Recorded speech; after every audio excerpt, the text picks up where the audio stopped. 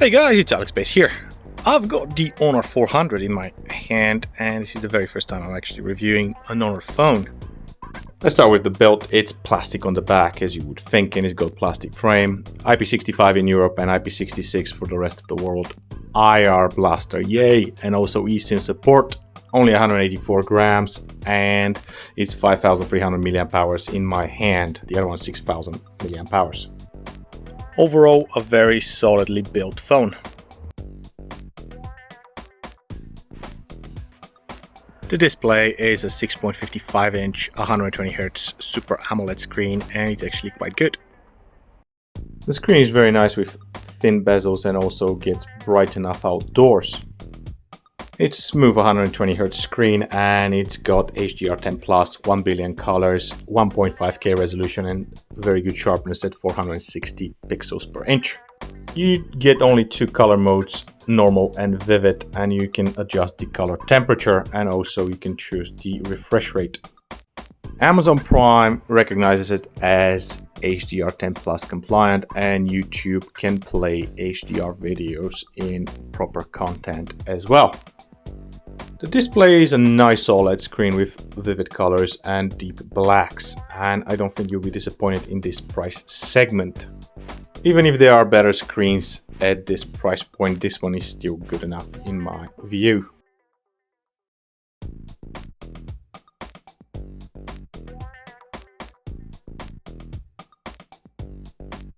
Now moving on to the software.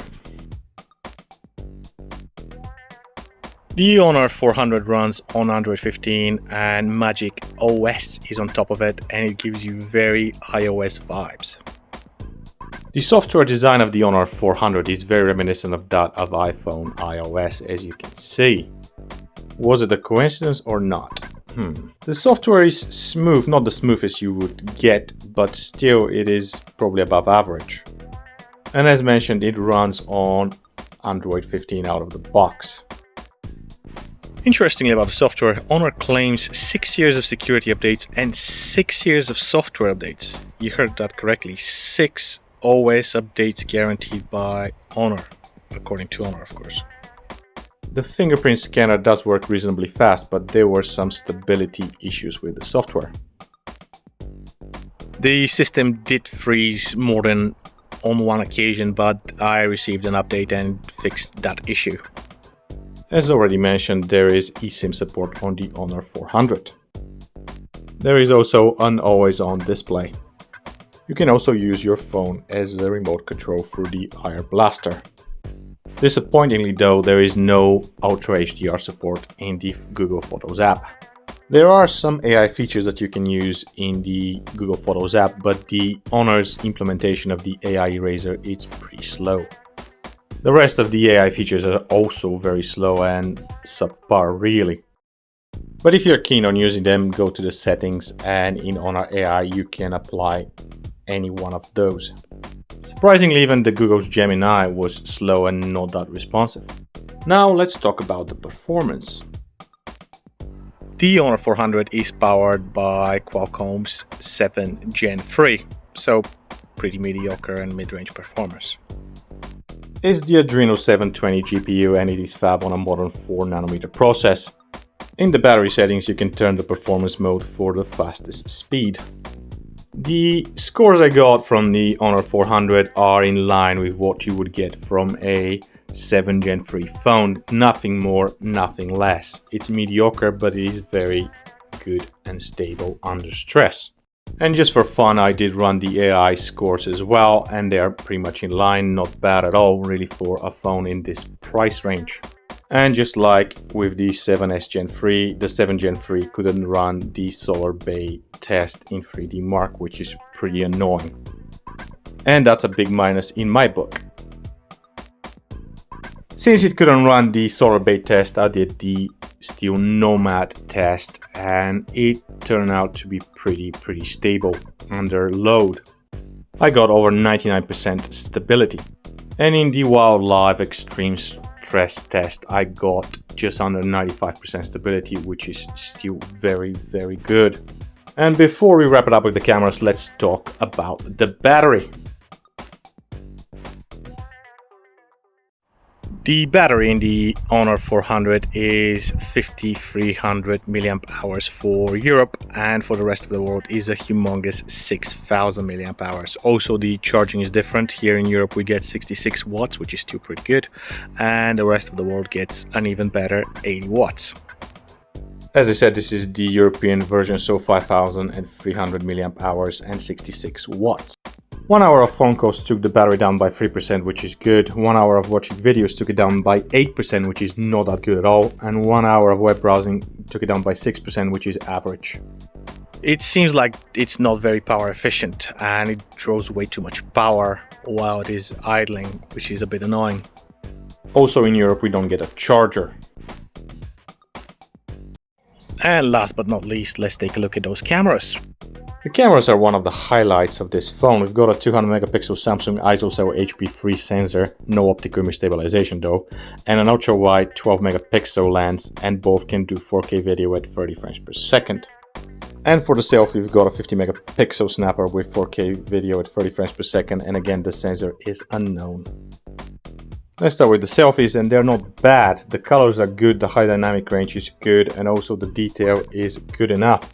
There is some imperfections in the subject's face, as you can see, but still not bad at all. The lack of autofocus is not missed at this point. I couldn't do a proper portrait shot, and also I am lighting that cigar up. I'm not just making it for the look. After all, don't start something you can't finish, right? Moving on to the main camera, and the snaps are overall pretty good.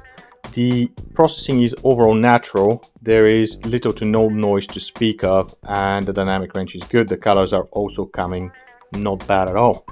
The ultra wide shots are better than most in this price range, but again they fall a bit short of what I expected. I did expect more, but still I would think these are one of the better ultra wide shots in this price range.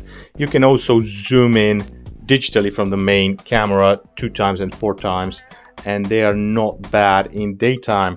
However, I would suggest you don't use them at night. Speaking of night, the night selfies are not bad at all. Just like during the day, they're solid and the colors are coming good. Also, the dynamic range is good as well. The detail remains consistent. The shots from the main camera are a bit noisy and the detail is not that great, but then again it's a mid-ranger and we should not be too critical. I think they are very usable photos nonetheless. The performance of the ultra-wide shots during the night is just like during the day. They are not that remarkable, but they are still very usable and better than most of the competitors in this price range. I would suggest you don't use the digital zoom on the Honor 400. However, as you can see, the shots are not that bad. They are noisy and they lack detail and they are over processed, but still in good lighting they can give you usable shots.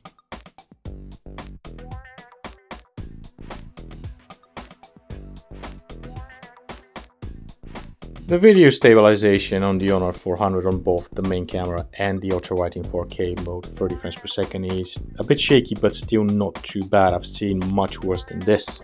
And now let's see how's the video quality. This is 4K at 30 frames per second. This is a little bit of an ultra-wide angle at 0.8. We can make it a little bit closer like this.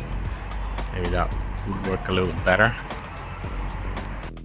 The ultra-wide video is actually quite okay for this type of lens, and it is better than most of the competition.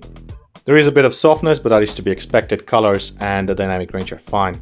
The main camera has a very solid video. The colors and the detail are pretty good overall. Now let's finish it off with the night video. Alright guys, that's 4K 30 frames per second. It's the highest that the Honor 400 can go. Still not bad.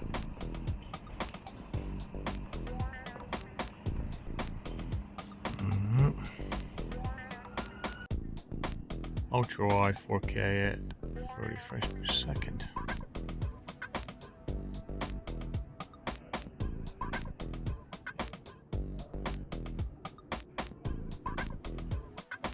Main camera 4K 30 frames per second.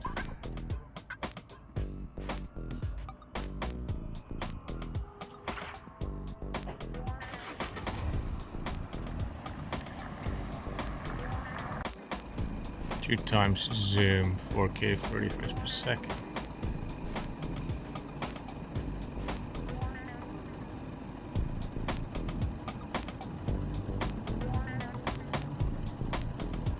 Well, there we have it, folks. The Honor 400 overall is not too bad of a package. The cameras are pretty decent, especially during the day. They're good, and the screen and the stereo speakers are also nice. The build is fine. IP65 is not too bad either. The software is a bit buggy and it's not that great. It's sluggish, and the AI functionalities are not functional at all. And apparently Honor are doing what other companies do, and they just keep their best softwares for the most expensive, for the flagships, and only OnePlus and nothing actually trickles it down to the most and cheapest phones they've got, really. And the other thing is the performance is pretty mediocre. For everyday usage is not bad, but if you want to do gaming or heavy multitasking, the 7 Gen 3 is not pretty good either. Anywho, if this phone is good enough for you, at the end of the day you decide. Thanks very much for watching, and see you next time. Ciao!